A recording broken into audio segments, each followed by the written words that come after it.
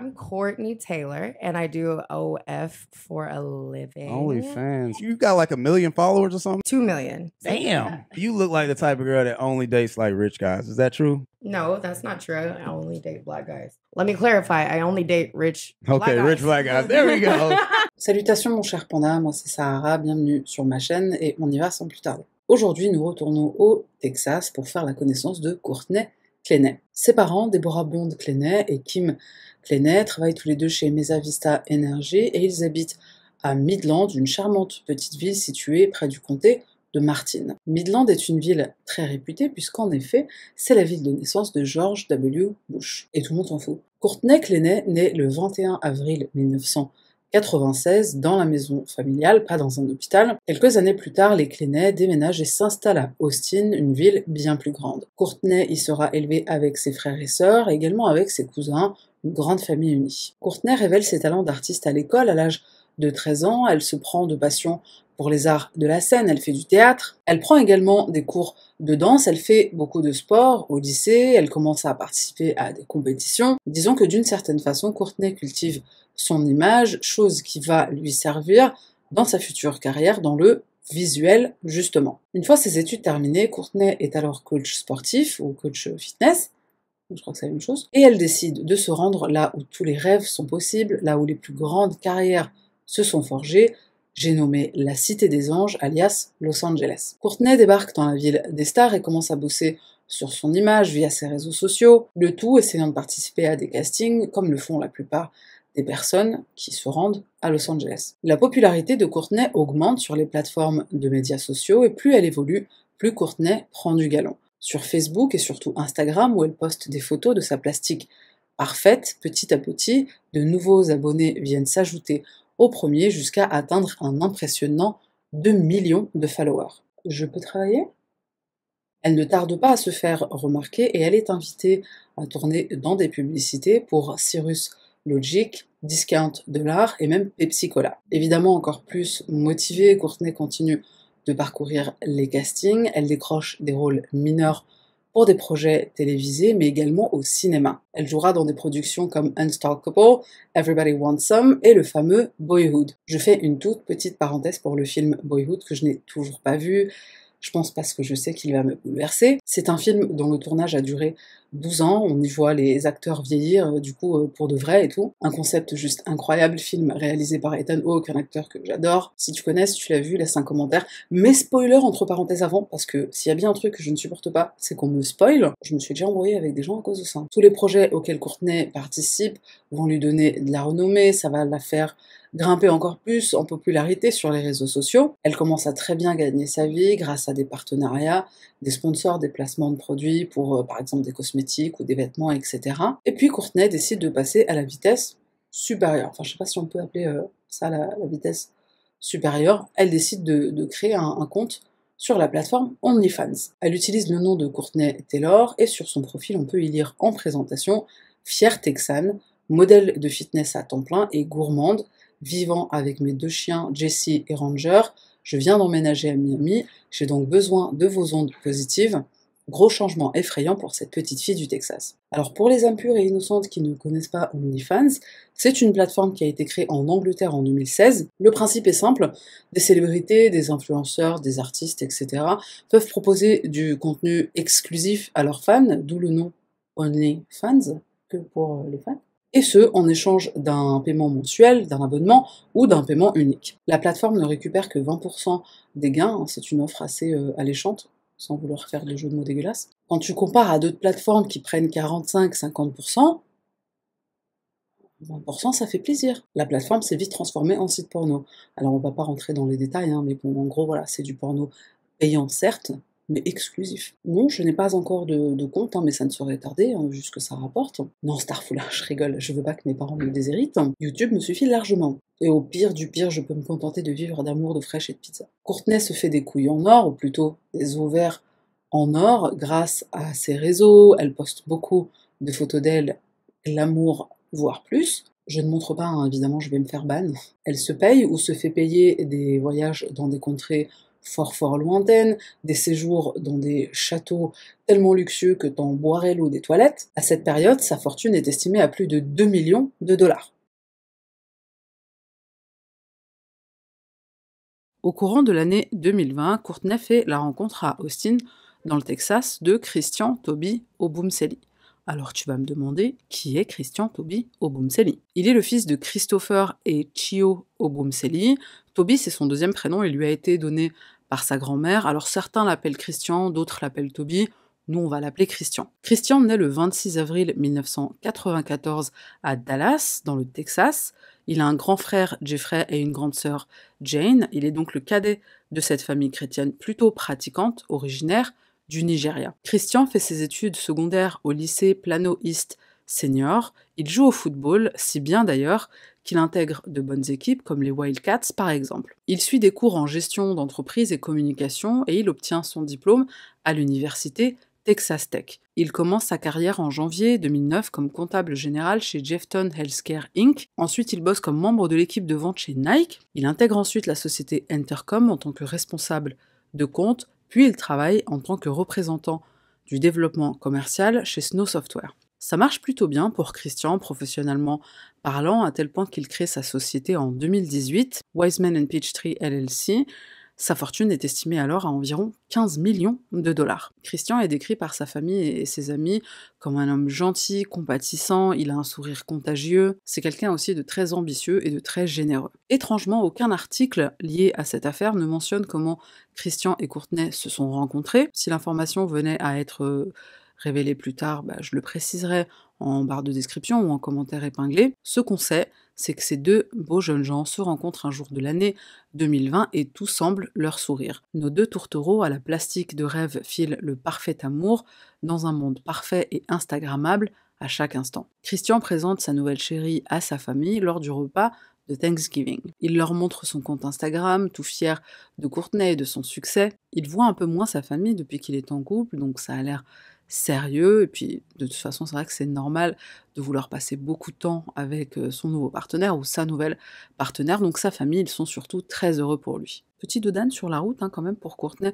en 2020 elle se fait arrêter par la police pour conduite sous influence après avoir embouti une autre voiture avec sa magnifique Mercedes blanche. Mais pas de blessés, donc ça va. En 2021, Courtney et Christian déménagent d'Austin, qui au passage est une très belle petite ville. Le couple décide de s'installer à Miami, en Floride, dans un appartement de luxe à Edgewater. Edgewater est un quartier situé au nord du centre-ville, on est en plein cœur de Miami, sur la baie. C'est un quartier résidentiel des plus sûrs de la ville, avec un taux de criminalité très faible. En bref, c'est un endroit où il fait très bon vivre. Et bien sûr, c'est quand tout va bien que ça dégringole. L'ambiance se tend un peu entre nos amoureux, le service de sécurité de la résidence devra intervenir fréquemment pour des troubles domestiques, les menant presque à l'expulsion du bâtiment. Des voisins ainsi que des ouvriers qui travaillent non loin de là remarqueront tout ce tapage engendré par leurs disputes violentes et régulières. Ils feront même des signalements à la police, si bien que celle-ci interviendra à 4 reprises, chaque fois pour des appels dus au bruit, mais jamais une arrestation ne sera faite. En juillet 2021, alors que le couple est en vacances dans la ville du péché, j'ai nommé Las Vegas, une énième dispute éclate entre eux. Courtney jette un verre sur Christian, elle manque sa tête de peu, heureusement elle s'est pas visée. Un des agents de sécurité de l'hôtel Cosmopolitan où cette altercation a lieu intervient et il les place tous les deux en détention provisoire. Détention provisoire dans l'hôtel, je crois qu'il y a une mini-prison, enfin une mini-cellule. L'agent de sécurité appelle ensuite la police à qui il explique qu'il est intervenu pour violence, mais mutuelle, donc c'était dans les deux sens. Cette fois-ci, Courtney sera arrêtée et inculpée pour coups et blessures, puisque non seulement elle admet avoir lancé le verre, mais elle admet aussi avoir lancé d'autres objets sur Christian par le passé. En fait, on t'avait juste demandé pour ce soir. Après, je rappelle qu'on est quand même à Las Vegas, donc elle ne devait pas être sobre, surtout dans un endroit appelé le Cosmopolitan. Le procureur du comté de Clark finira cependant par abandonner les charges à l'encontre de Courtney en août de la même année, soit 1 mois plus tard. Pourquoi? Alors, mystère et boule de chewing-gum, je n'ai pas trouvé l'information. Environ 7 mois plus tard, soit le 21 février 2022, Courtney est filmée en train de gifler, de pousser et de tirer sur les cheveux de Christian dans un ascenseur. Le mois suivant, donc en mars, Christian décide de rompre avec Courtney. Cette dernière va même enlever son nom du bail, du contrat de location dans la résidence. Malgré cet épisode, ils vont se remettre en couple et continuer de vivre ensemble. Les amis du couple finissent bien sûr par remarquer que cette relation est toxique. Christian et Courtney s'engueulent beaucoup trop souvent et même parfois devant eux. Ce même mois de mars, Courtney est invitée dans un podcast humoristique, We in Miami, émission dans laquelle elle dira qu'elle ne sort qu'avec des noirs riches. Ça, on y vient en fin de vidéo parce que il y a des trucs à dire, je pense. Sur son compte OnlyFans, le 1er avril, Courtney va poster le message suivant. « Je ne suis pas si méchante. Aussi, attendez, je le suis. Lol. » Le lendemain, le 2 avril, elle poste « Parle-moi salement ou parle-moi crûment. » Ça sonne beaucoup mieux en anglais. Et le 3 avril, tout bascule. Une violente dispute éclate. Courtney est au téléphone avec sa mère qui entend tout, mais Courtney va très vite raccrocher. Et à ce moment-là, il va se passer des choses que seul Dieu il est au courant. Et bien sûr aussi nos deux protagonistes. Je te fais une petite avance rapide au lendemain matin. La mère de Christian est au travail. Elle reçoit un coup de fil d'une dame fort sympathique et qui lui dit en gros « Bonjour Madame Oboumseli, est-ce que vous seriez d'accord pour faire don des organes de votre fils ?»« Hein? Quoi? De quoi vous parlez ?» La dame lui dit « Mais le médecin vous a pas appelé ?» C'est comme ça que la mère de Christian apprend le décès de son fils, par l'hôpital qui appelle pour gratter des organes. On revient en arrière, on revient au soir du drame. Que s'est-il passé? C'est la grande question de cette affaire. La soirée fatale commence tranquillement. Il est 16h, Courtney démarre un direct sur Instagram. Elle répond aux questions de ses abonnés en prenant bien soin de rappeler que plus tard, il y aura un autre direct, mais cette fois sur OF. Alors elle dit pas OnlyFans, elle dit OF. Petite parenthèse sur ce live qui n'est pas hyper intéressant. En gros, elle répond aux questions qu'on lui pose, elle parle du fait que Austin lui manque, mais elle kiffe quand même Miami, blablabla. Bref, à un moment, une de ses abonnées écrit « Ma fille de 9 ans veut savoir comment tu fais tes cheveux. » Alors désolé, mais personnellement, ça m'a choqué.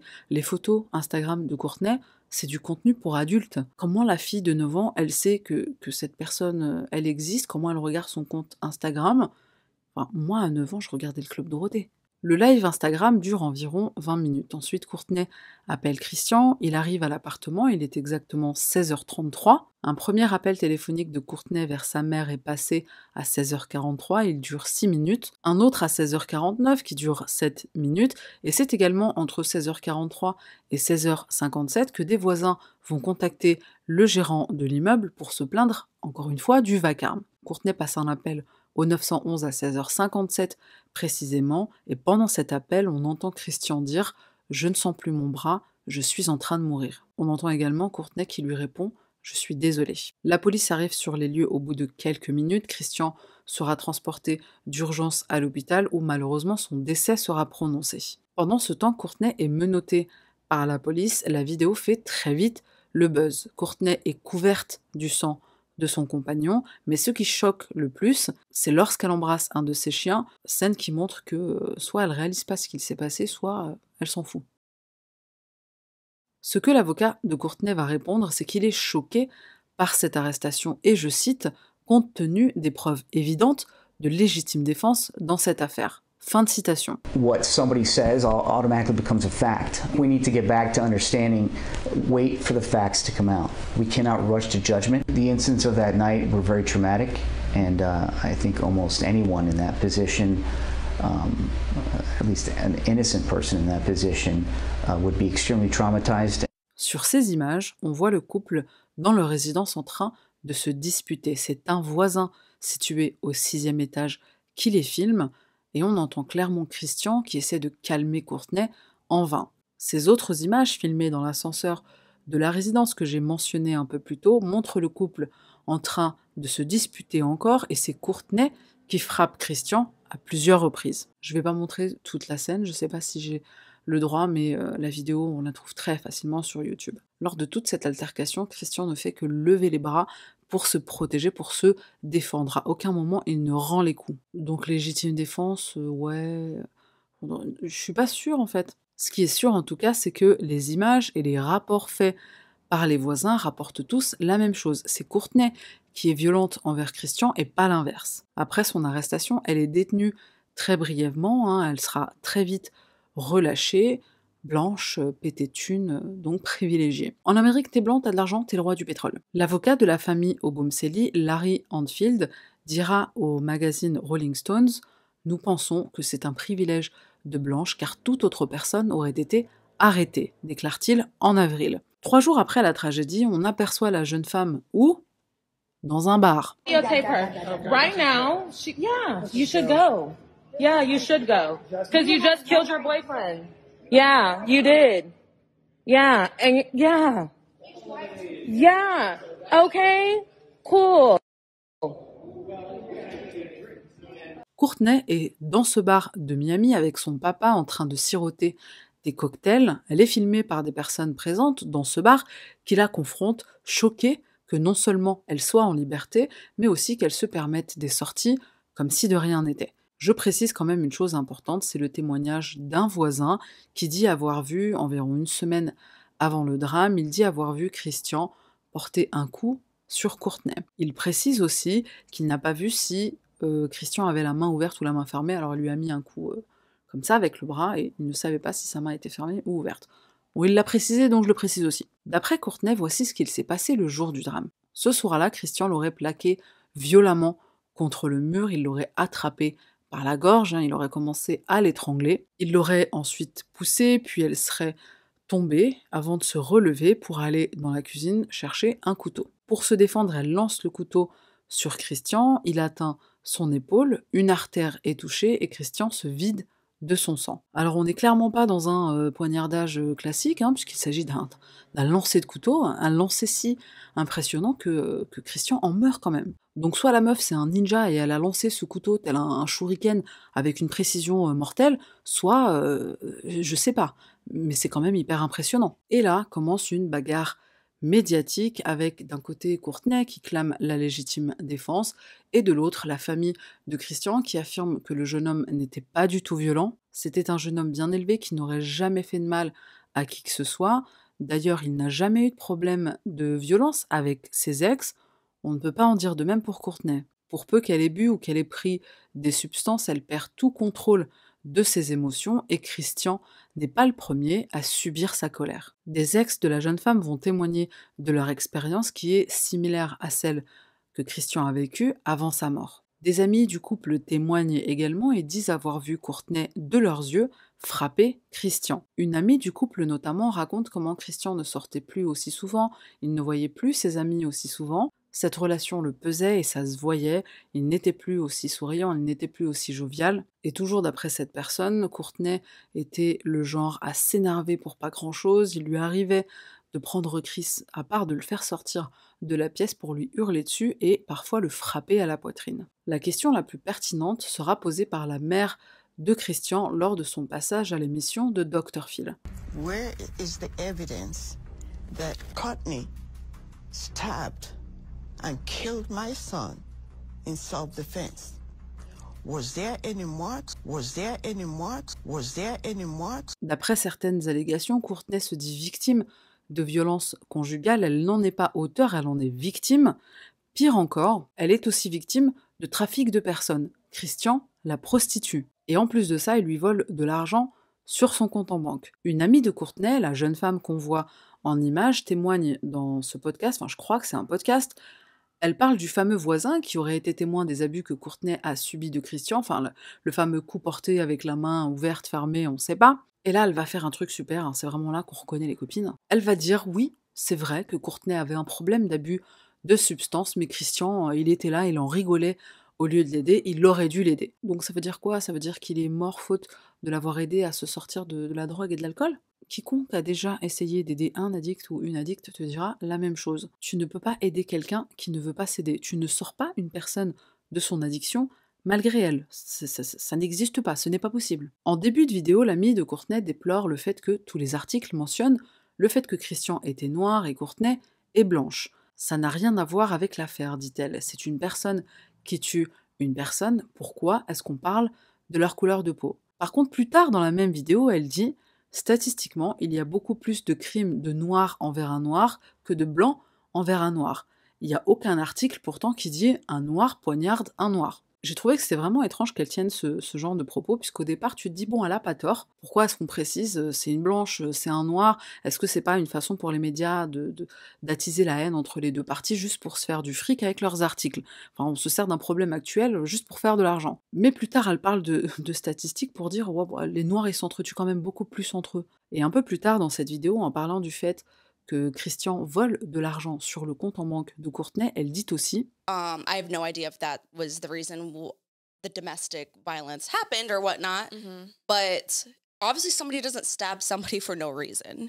Comme le dit si bien l'avocat de la famille Oboumseli, Courtney n'a pas précisé à la police que Christian lui volait son argent. La raison est toute simple, ça constituerait un mobile pour meurtre. Autre chose qui ne jouera pas en faveur de Courtney, c'est le fait qu'après sa libération, elle publie du contenu sur sa page OnlyFans. Son ami l'expliquera en disant « c'est pas elle, c'est son assistante ou sa community manager ». C'est comme les Kardashians, dit-elle, elles ne postent pas elles-mêmes leur contenu. Courtney, c'est pareil. Ça restera à déterminer au procès, mais s'il s'avère que c'était elle, non seulement ça démentirait le fait que Christian la prostituait, mais ça démontrerait aussi la froideur de Courtney et le fait qu'elle n'en ait juste rien à foutre que son petit ami soit mort, et de ses mains qui plus est. Malgré ce procès médiatique, la police continue les investigations pendant 4 mois après le meurtre et constitue un dossier. Pendant un temps, Courtney reste libre et la famille Oboumseli ne comprend pas pourquoi la police la laisse en liberté. Courtney se rend à Hawaï pour, d'après son avocat, traiter un trouble de stress post-traumatique et également pour sa toxicomanie. Elle sera finalement arrêtée le 10 août et elle sera extradée vers la Floride pour y être jugée. Elle est détenue au centre correctionnel Turner Guilford Night à Miami et sans caution en attendant son procès dans lequel elle plaide non coupable. Un détail qui a son importance et qui a été révélé par l'autopsie du corps de Christian, c'est que selon les déclarations de Courtney, lorsqu'elle a jeté le couteau pour se protéger, elle était à environ 3 mètres de son agresseur entre guillemets. Pourtant, on découvre que la direction et la profondeur de la pénétration du couteau ne correspondent pas du tout à cette version des faits. C'est un coup descendant qui a tué Christian, donc le lancer du couteau n'aurait pas pu permettre à la lame de rentrer de cette façon et aussi profondément. Il s'agit quand même de 8 cm. Courtney avait également affirmé que Christian l'avait violemment poussé contre le mur, c'est ce qui l'aurait obligé à se défendre, mais encore une fois, les médecins ne remarquent absolument aucune trace, aucune marque, aucun bleu, aucun signe de violence ou d'altercation sur Courtney. Elle avait quelques petits bleus, mais ils dataient de quelques jours. Bien sûr, il y a également tous les témoignages qui ne jouent pas en faveur de Courtney, les images où on la voit se disputer avec Christian et le violenter, les fameuses images de l'ascenseur, mais son avocat, Frank Prieto, dira que les images ne racontent pas toute l'histoire. Et il dira « Il est dommage que le bureau du procureur de l'État cherche à gagner cette affaire devant le tribunal de l'opinion publique en montrant une vidéo non pertinente et probablement inadmissible de Courtney dans un ascenseur en train de devenir physiquement violente avec Oboumseli. La vidéo ne décrit pas les événements qui ont conduit à ce qui a été capturé dans l'ascenseur. Oboumseli était l'agresseur, le pire type d'agresseur. Il manipulait et abusait de Courtney en privé quand il pensait que personne n'était là. Pour revenir un peu sur la famille de Christian qui est passée dans l'émission du Dr Phil, sa mère, en parlant de la façon dont elle a découvert la mort de son fils, dit que cette découverte était inhumaine et dévastatrice. C'est elle qui l'a ensuite annoncé à son mari, puis au reste de la famille, le jour où ils l'ont appris, donc le lendemain de la mort de Christian. À ce stade, aucun membre de la famille ne connaît les circonstances de sa mort. Ils tentent de trouver l'information, ils appellent à droite, à gauche, ils téléphonent à un détective qui leur répond froidement « On vous rappelle ». 1 heure plus tard, il les rappelle en leur disant très froidement « Il faut me laisser faire mon travail ». Oui, mais c'est toi qui viens de me rappeler, en fait. Et puisque la famille insiste auprès de lui, il finit par leur révéler que le dossier est sur le point d'être clôturé puisqu'il s'agit d'une affaire de légitime défense. On est moins de 24 heures après la mort de Christian et déjà c'est décidé que c'est un cas de légitime défense. La famille est bien sûr choquée, horrifiée. Est-ce que l'autopsie a déjà été faite? On n'est même pas 24 heures après les faits. Est-ce que l'autopsie est concluante? Et comment ça tu fermes un dossier self-défense? C'est du jamais vu. Il n'y a pas quelqu'un qui doit décider que c'est self-défense? Enfin, je veux dire quelqu'un de qualifié. Il me semble que normalement ça doit passer par un tribunal. C'est pas un détective de décider légitime défense, si? Je sais pas, c'est chelou, c'est pas un juge qui doit décider? Les audiences préliminaires ont débuté en août de cette année, hein, donc avant-hier. Le procès devrait débuter le 19 décembre. Courtney risque la prison à perpétuité. Je te tiendrai informé de la suite des événements quand on en saura un peu plus. Je mettrai un commentaire épinglé ou je l'ajouterai en description.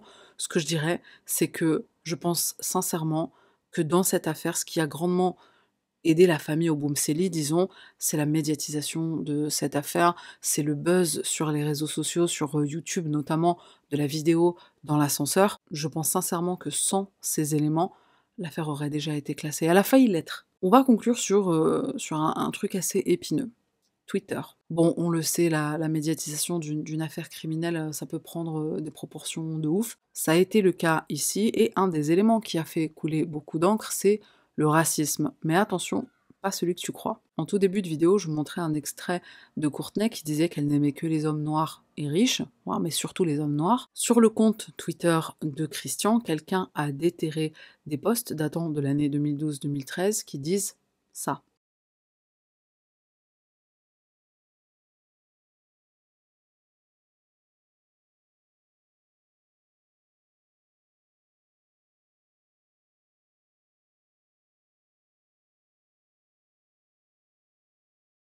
À ce sujet, Dr Phil affirme que c'est ridicule de ressortir les propos d'un lycéen, ça date d'il y a longtemps. Aujourd'hui, il n'est plus le même, ces mots, il ne les pense plus. Bon, j'ai envie de te dire, qu'est-ce qu'on sait qu'il les pense plus? Le mec, tu le connais pas. D'ailleurs, son frère lui-même, son frère Jeffrey, il ne dément pas ses propos. Il va seulement répondre à ça que les tweets, ils datent. Et quand bien même il pensait ce qu'il a dit, encore aujourd'hui, il ne méritait pas de mourir et il mérite justice. Bien sûr qu'il ne méritait pas de mourir et bien sûr qu'il mérite que justice soit faite. Maintenant, parlons juste des tweets, parlons juste du racisme. Pour moi, c'est vraiment étrange d'entendre une blanche dire « je sors pas avec des blancs », donc des gens qui sont de ton origine ethnique, on va dire. Un noir qui dit la même chose, enfin, je sais pas, c'est vraiment bizarre. Cependant, j'ai, dans mon expérience de vie, déjà entendu des personnes me dire ça. J'arrive pas à comprendre les gens qui disent ce genre de choses. Je pourrais pas, moi, m'imaginer dire ça de mon peuple, entre guillemets. Je sais pas, c'est chelou, non? Est-ce que c'est normal? Ça devrait pas être normal de dire ça. Est-ce que c'est du racisme de dire ça? Je pose ça là, avec la confiance en toi, mon cher Panda, mon cher ami. Je sais que tu seras mesuré dans tes propos, je sais que tu seras courtois dans tes propos. Si tu n'es pas, ben on va modérer tout ça. Chacun, moi j'aime pas censurer dans mes commentaires, chacun est libre de penser ce qu'il veut, chacun... Tu vas pas empêcher les gens d'être ce qu'ils sont, d'être comme ils sont. Si quelqu'un n'aime pas la pizza 4 fromages, même si j'ai envie de l'insulter, je ne vais pas le faire. Je suis bien éduquée. Mais plus sérieusement, c'est quelque chose dont j'ai envie de parler, c'est quelque chose que j'ai envie de lire dans les commentaires, avec le plus grand des respects. Merci à tous. Avant de se quitter, un petit random item, alors celui-là vraiment il me tient vraiment à cœur. Un remake du jeu The Last of Us vient de sortir, enfin il est sorti au début du mois et je me suis gardée de le terminer pour en parler. Il va sûrement y avoir des spoilers, je vais en parler vraiment très brièvement parce que je sais que tout le monde n'est pas jeu vidéo, mais enfin au niveau des graphismes évidemment c'est pas du tout la même expérience, au niveau des sensations de la manette c'est pas du tout la même chose, enfin il pleut et tu le sens dans la manette, c'est juste incroyable. Quand le deuxième volet est sorti et que tu y joues, enfin les améliorations sont telles, enfin il y a une très grosse différence, du coup c'était difficile de revenir au premier, alors que j'aime plus l'histoire du premier que le deuxième, même si j'aime autant les deux en réalité, mais peut-être un peu plus le premier volet. Donc là, du coup, t'as une expérience qui est quasi similaire, enfin voire même meilleure pour le premier volet, qui vient de ressortir et qui est juste une expérience incroyable. Si je pouvais faire passer un petit message à la communauté féminine, parce qu'il n'y a encore pas assez de joueuses, il n'y a pas encore assez de gameuses, franchement, lancez-vous les filles.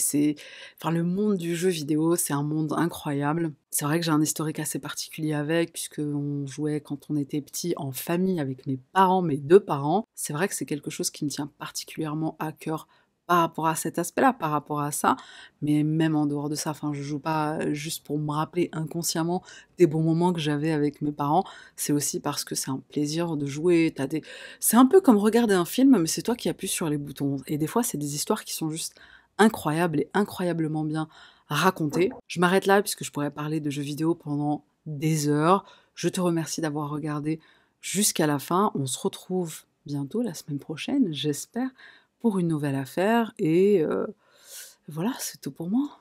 Bye.